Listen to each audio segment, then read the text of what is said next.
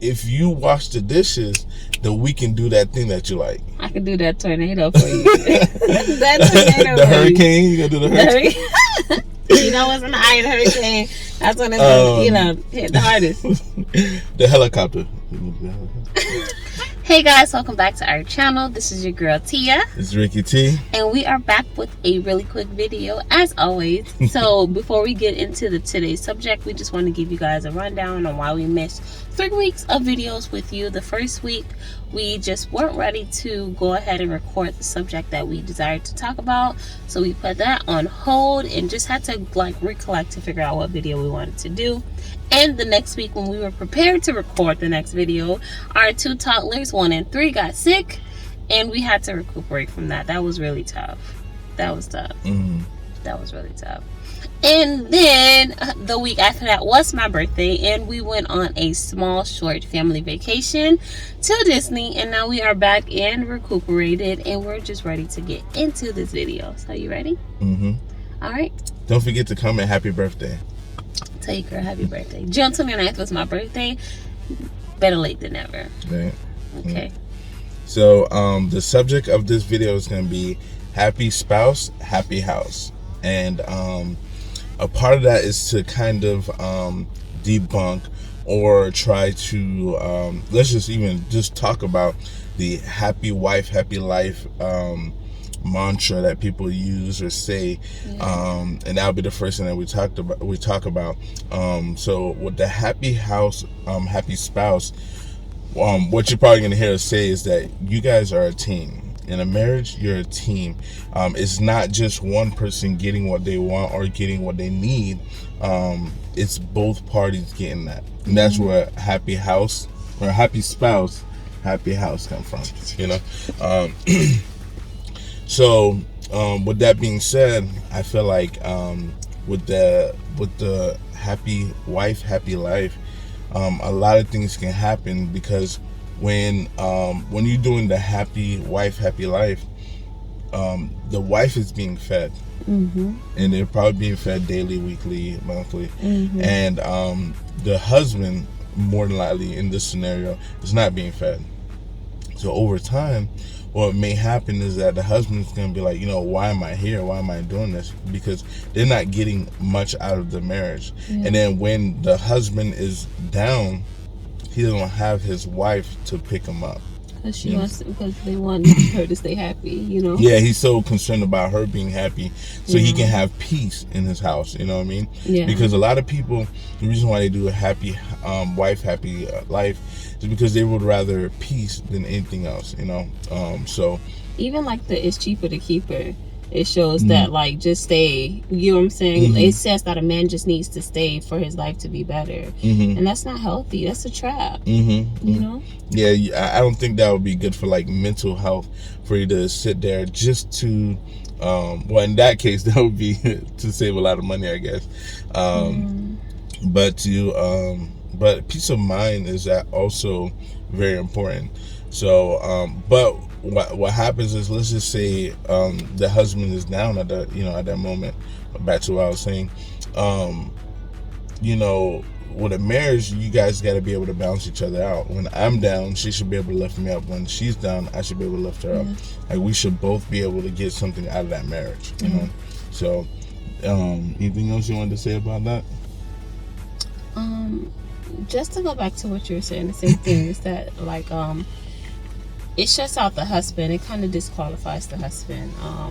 I'm guessing people had a reason of why they said it. They made sense of it. You get what I'm saying? It's probably funny too. It's a funny, happy wife, happy life. And if the wife is happy, she'll take care of home. She'll make sure food is cooked and stuff like that. But sometimes that's not always the case. And even if that is the case, it still doesn't say the husband happiness matters. You can be cooking and cleaning and all that other stuff, but that doesn't make him happy. He has needs too, and I just think that just the big thing of what you said, the husband not being satisfied is a very scary place to be, because once again, some people stay in a marriage to save money, to not have to deal with, other things like that, or just to keep up a look, and he's not happy. And then that's where a lot of things come from, like just cheating and brokenness. And you'll be confused because you're like, well, I thought we were happy, like I thought we were good, I'm happy, and you're even more broken because the wife was sad and the husband was not. So it's just really important to be mindful that the husband is human too. Yes, he's the head of the household. Yes, he's less emotional and he's supposed to be the strong one, but they're still emotional too. And it goes both ways. Not saying that this always happened that way, but even it can be the opposite way, where the husband gets everything and the wife doesn't, and she's not happy in a sense. She feel like she's happy because she accomplished this goal of getting married, but she's not happy in a sense where she's getting what she needs out of the marriage too. So not to just attack husbands, it can be wives also, or the other way. So yeah, that's pretty much that. Just to debunk that, to leave that thing in 2020 and just to keep moving in 2021 with happy house, happy spouse, And the next point. So I'm going to share the second point with you guys, and pretty much that point is about being submissive. I find myself to be a pretty submissive wife. I feel like I can pride myself on that. Like, I'm very okay with Ricardo taking lead. Sometimes I really don't even like to make decisions. I feel like that's very helpful in our marriage, in the happy house, happy spouse, happy house idea, because it's the way that the Bible creates the hierarchy for husband and wife. I feel like it just gives a breakdown on, I'm supposed to love him, and this is as a believer. I'm not sure if this works for somebody who's not a believer, because once again, the reference is to Christ. Our reference is to how we first loved Jesus, our first love. More than likely, by the time you get married, some people get married first and then they found Jesus, they found their faith. But for a lot of us, we found our faith before we found our spouse. And that relationship was a practice. So me being, faithful to God and submissive to Christ in that same way, I want to be that for my husband. In the same way that I feel like Jesus' love is overbearing and overprotective and just all these amazing things, I feel like that same thing should be coming from my husband.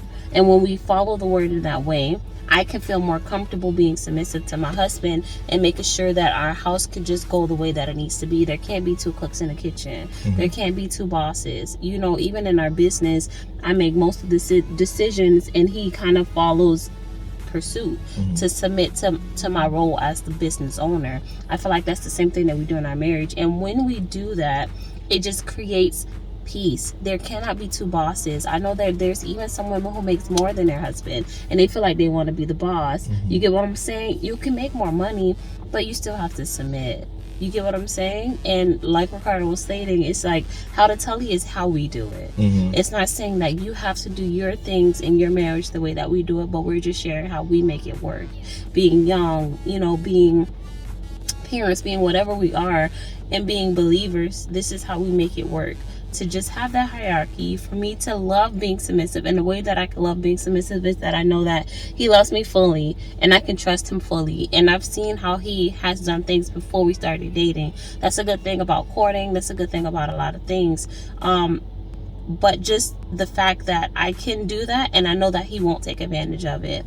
Now, if in your marriage you feel like your husband or whoever you have to submit to could be overbearing and things like that, it can become unhealthy and uncomfortable.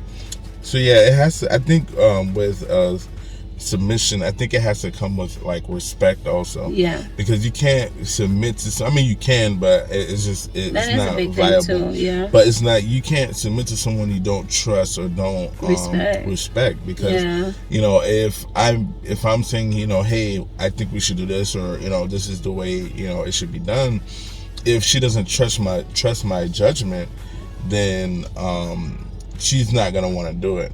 But I think sometimes it goes beyond that too, to go beyond trust and everything like that.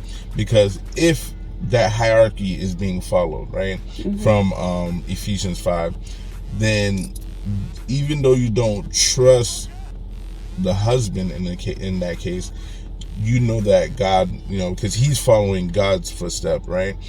In this scenario, Yeah, that's the big thing. That's the big point. You're yeah. trusting God more than you're trusting him or whatever, and you know that God will get you through whatever decision that's being made, you know.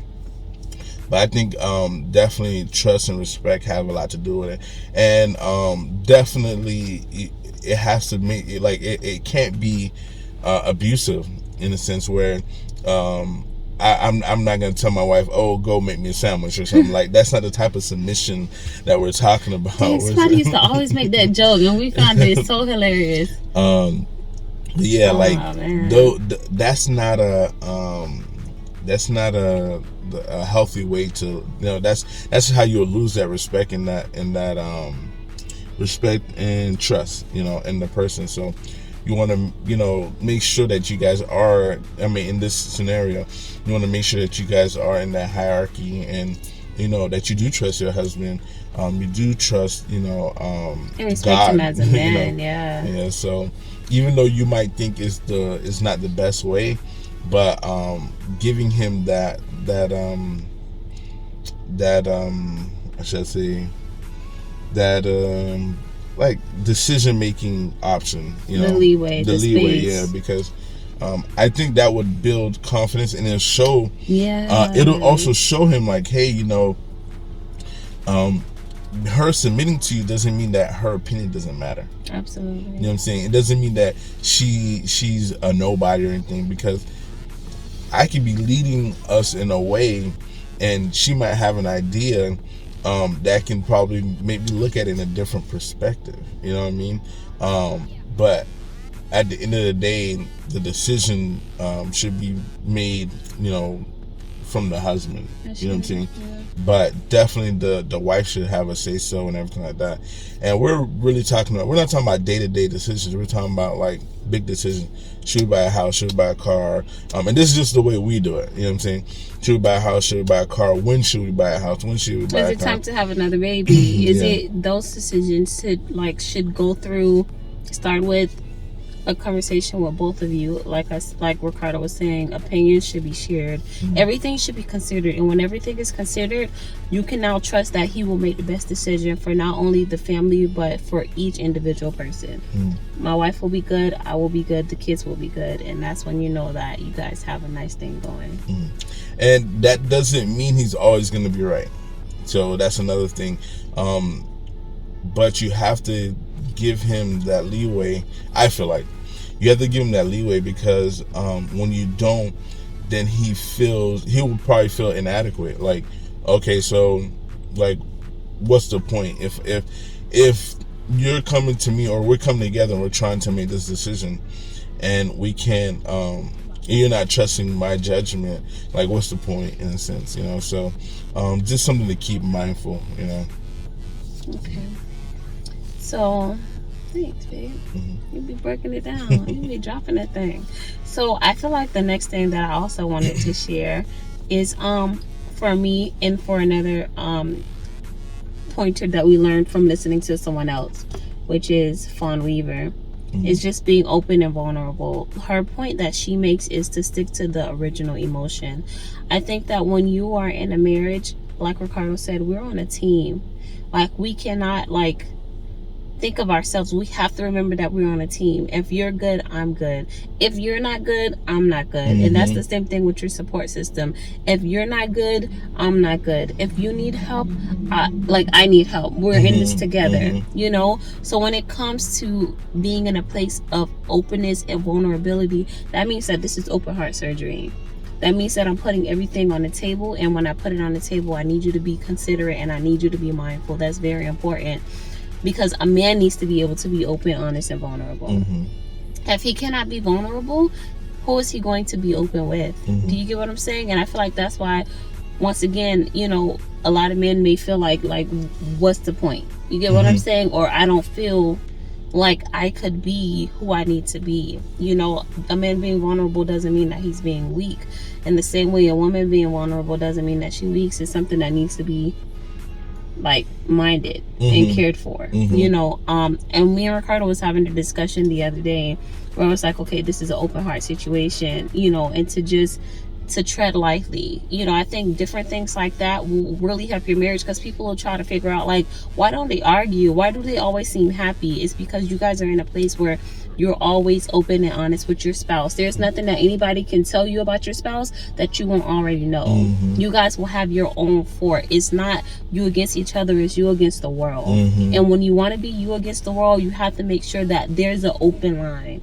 Nothing should be kept to yourself. Nothing should be, I don't think I should tell my spouse this. I don't think that I can tell, you know, no secrets, no lies. Like, keep nothing to yourself. And I think when you can have that, you truly become one. Because I don't think you can keep a secret to yourself from yourself. Is that possible? Funny thing is, especially when I first got married, I used to tell people, if you don't want my wife to know, don't tell me. Like, there's no point of telling me, because absolutely, if you tell me, you know, that's something that 9 times out of 10 I have to tell my wife, or I'm gonna tell my wife, because, you know, we're one. You know what I'm saying? That's very funny. That's so true. That was something that I would, you know, always tell people, and now they know. So I don't. Because sometimes people would blurt out stuff and be like, "Yeah, please don't tell nobody," and it's like, I really don't like. Yeah, don't put me in on my spouse. That's the reason why, because I don't want to be put in a position where I have to. It's like your trust over my wife's trust, in a sense. You know what I'm saying? Or my marriage over, you know, whoever this person is. So whether it's a friend or whatever, you know. So like, if you don't want my wife to know, just don't tell me, because at the end of the day, you know, she's my other half, not my better half. So. She's my other half, so to try to hold things and don't tell my wife, like, that is hard, you know, because you like I said, you're putting your marriage on the line, in a sense, on the line, versus friendship or whatever, depending on whoever. You know, and I can see some people not understanding that, especially some people who are not married, or some people who don't have that vulnerable heart with their spouse, because there's this mindset of, you know, just being your own person, having your own friends, keeping that support system and different stuff like that. But when you're truly and fully surrendered out to your marriage, you understand that you are one. And just like I was saying earlier, I can't keep a secret from myself. I can't keep a surprise for myself. It's absolutely no way, unless I'm insane or I have amnesia. There's no way. So us being one, it's the same thing. You know, like, I'll have to tell people, I have to talk to Ricardo about that. You know what I'm saying? Or, you know, from this point on, try not to tell me things that, once again, I can't tell my spouse. We are one, guys. You know, and that's going to create a healthy marriage. It's like when you practice not having secrets, no secrets will be kept. It becomes a habit. You have a habit of being open and honest. There's nothing that's going to be like, oh, I didn't know that. Oh, you know, whatever the case may be. So when you practice being honest, you have a habit of being honest and open. That's all. Got it. That last one's yours too, so don't even look at me. I feel like this is more of a man's point, though. You don't think so? Nah, that's you. You the one that wrote that down. So I did write this point down. You guys know me. I'm very open with the subject. I do talk about it. Probably almost every video I slip it in there. Subject is sex matters. So I feel like for this subject, when you are married and you absolutely love someone, you're saying, to death do us part, I want you and only you. And there's things that I can do with you and only you. In a monogamous Christian relationship. Yeah. Got it. So that means that I can only have sex with you. So please don't use it as a weapon. Got it. Yeah. So use it, don't abuse it, in a sense. So yes, use it, don't abuse it. Yeah. So I think there was a book we read about it, and this book was really good when it comes to it. I forgot what book it is. I forgot what book too. Yeah. But it was talking about incentivizing instead of weaponizing. Yeah, incentivizing instead of weaponizing. So instead of withholding, like, okay, well, you guys are mad at each other or whatever, so you're like, all right, well, you know, yeah, we're not doing nothing today, right? You're gonna get nothing from me. But instead of doing it that way, you know, what you do is, let's just say you want something done. Instead of being like, well, you know, you're not gonna get none if you don't if you don't wash the dishes. Instead of doing that, what you do is, if you wash the dishes, then we can do that thing that you like. I can do that tornado for you. That tornado the hurricane? You gonna do the hurricane? You know what's an iron hurricane? That's when it's gonna, hit the hardest. The helicopter. Nah, but for real, like I think that was a very good point. You know what I'm saying? Because you have to remember, when you get married, you sign up with this person to say, listen, at least in a monogamous relationship, you're saying, listen, it's you and only you. There's no one else or whatever. But if I'm not getting that fulfillment from you because you're mad or you're angry or you're whatever, then, you know, there's more likely that person can ghost to, or is going to go to someone else when they're vulnerable. At that moment, they're going to be able to be like, all right, whatever. But over time, guess what? They get more and more vulnerable over time. And then guess what? Oh, there's going to be that coworker or that whatever. I'm just making, there's going to be that friend or whoever that's going to be, you know, that's going to make the jokes, you know, oh, if she don't treat you right, or if he don't treat you right, you know, I'm always here, blah, blah. And then one day, it's going to be the day where they're at that max vulnerability. So something can happen. So what do we say? Because I know sometimes that is very true. And then we were also speaking of like different sex drives, different libido. So that's another thing, like that's another thing, because sometimes it's not even about anger. It's just some people don't want to. We were listening to a video the other day of a woman who was like, her guy don't like want it. Yeah, don't touch her in the kitchen or nothing. And she tried to walk around to look she's very beautiful. She's a very beautiful young lady or whatever. And she's like, I know I'm hot. Like, I know I'm good, and you don't touch me. Like, I don't know, you make me think you're suspect. Just different stuff like that. Like, it's just the fact that, like, that's not how it's supposed to be. If you're in this monogamous relationship, you are my one and only. That goes back to that. You are my one and only. You want to stay my one and only? Help me keep you as my one and only. We have to keep this open line. And as Ricardo was like, and as we were saying, like, if you do have different sex drives, compromise. You gotta come together and be like, all right, you want it once a day, I can only do 3 times a week. Because I think when you compromise, like, it can work out. You know what I'm saying? 3 times a week. It can work out. You know what I'm saying? So there's 7 weeks. You gotta do it 4. There's 7 days in a week. You gonna have to give me 4 days. I'm just making up. Oh, my bad. Oh, my bad, y'all. I'm sorry. Random scenario. I just come over here for a second to pull myself back together. But I don't even know what I was saying. But I can't with this girl. Oh man, what was I even saying? Look at that. So you were saying, you know, compromising on, you know, if you don't, like, you may want it every day, but just, I'm going to need some days off. And it's not because I don't love you. It's not because I'm not attracted to you. There's literally a science that goes into sexual drive, especially for moms, new moms, different things like that. That whole 6 weeks, you're gonna be like, babe, the 6 weeks is over, and you're gonna be ready to just start pounce. you know, babe, you need a back rub. And she's like, that's what got us here. I need some time. You know, you're gonna have to be ready and prepared for those things. It's not because they don't love you. It's not because they're not attracted, but there's gonna have to be a compromise. You want it right now, but I don't. And you guys have to discuss it, I think. You have to be open and vulnerable about it. You can't just be like, well, all right, let's try. Or like, it has to be a discussion, because if you don't discuss it, then like she won't know, or I won't know what's going on. Like you know what I'm saying? Is she feeling vulnerable, or is she feeling, you know, a certain way?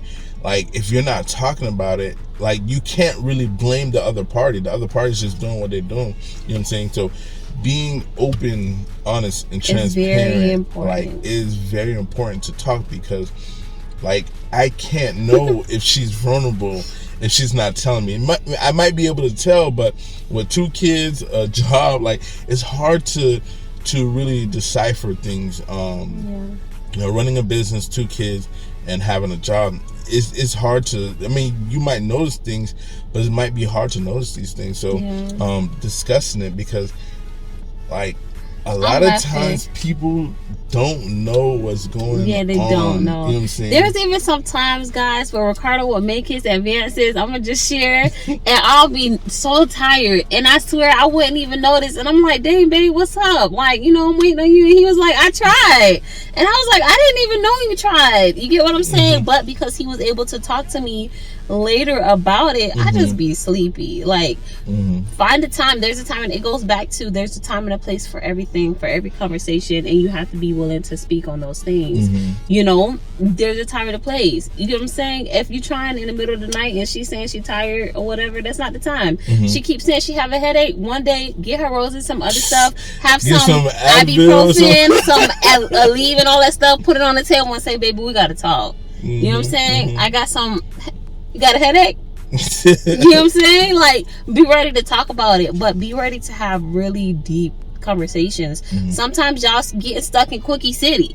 Y'all need to get into slow it down town. You get what I'm saying? Like your wife probably ain't with your quick satisfaction. She needs satisfactions too. For women, it's different. It takes more time. She has to find things. She has to know how to work it. You guys have to work together. In the book, Things I Wish I Knew Before I Got Married, speaks on it. It speaks on when you get married, it's going to take time. Some people take a year. Some people take more than a year. But what's important is that you're open with it and that you're honest. Don't fake it. Don't lie. You got to talk about that stuff. Happy house, happy spouse. You want to make sure that you're both fully satisfied. Try new things. Sometimes missionary ain't enough for the missionaries, guys. If you want our marriages to work, you're going to have to be open about what you want, because this is to death do us part. We need to raise more to death do us part marriages, so we need to have more to death do us part conversations. What's not helping this work? Let's talk about it, you know? Let's talk about it. Do you guys have questions? Do you have anything else you want to say? No? I think you're good. You think you're good? If you guys have questions, if y'all got some hot topics that y'all want us to click on, put it below. We're very serious. We're very honest about this. Even like I said, we had a very hot topic we wanted to share. We weren't ready to share it, so you guys, we had to postpone it. When we share it, we are ready to share. We are open about talking about it. We can go deep about it. This is how to tell you. We want to show you guys how to do it, how to be successful in your marriage, how to be successful in your business, how to be successful in your crafts, with your children, with your birth. We want to talk about it all, you know? Like, really, that's what this is all about. So if you guys do have any questions, any comments, it help us out. It help us out, like, with just everything. Bread and butter. Drop some bread by leaving a comment, and leave some butter by liking this video, because that is how we do this thing as a stay-at-home mom, and we want to get Ricardo home too, so we can give you guys more content. Of course. Don't forget to, if you want to discuss with us, you can join our group. Will also be in the description below. Like our page. Don't forget to follow us on Instagram to see the pictures at Disney, which I need to post too. You didn't post some things yet? It's okay. We didn't post this video yet, so boom. That's true. So yeah, follow us on Instagram, follow us on Facebook. Do we have anything else? We got Snapchat, but we don't really use that. We got 2 toddlers. Y'all think we doing okay now? When our toddlers are older, watch out, okay? Because we finna be wild. We might be doing 2 videos a week. You know what I'm saying? You know. But until then, thank you guys so much for supporting us. Subscribe. And once again, if you come to the group, be bold. Don't be shy. You know, some people are quiet, but be bold. We love people that talk a lot. We love honest people. We love to just talk. And you guys can also privately message us on Instagram if you guys have anything that you don't want to share publicly. We also have an email. I think it's chat@howtotellyu.com. I believe so. I think that'll be the description below if you guys need to talk to us privately. And if you guys want us to, we could talk on people's subjects. If you guys want us to talk on something that you're going through, or share, like, you know, our view on it, go ahead and do that too. So I think for now, that is all. We talked your guys' ears off, and we just want to say thank you for watching, for making it this far, and we will see you guys next time. If we have any bloopers, we'll throw them things at the end, and we'll see you guys next time. Peace.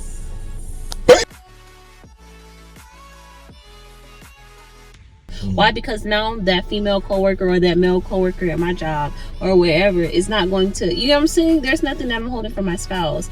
Anything. You get what I'm saying? Like, we're just completely open. You know? Nah, I didn't get that. I'll be honest, I didn't get what you were just saying. You gonna take that part out. But just, I don't think you finished your sentence. I probably didn't. I don't know. But just like that, I don't want to fulfill. You are hungry, and because I don't like cooking, I'm not going to feed you. Yeah, but you have a need that you don't want to fulfill, but you're the only person that can fulfill it at this moment. Yes, because other people can feed me, but I can't. I'm talking about referring to sex, because you can buy at McDonald's. That's not, yeah. Other people can feed you. So that's a different. Or you can feed yourself by going to McDonald's. That's. Oh yeah, you can feed yourself at home, I'm not too. talking about. Listen, stop talking about food. Let's talk. I was trying to connect it. No, it's gonna mess it up.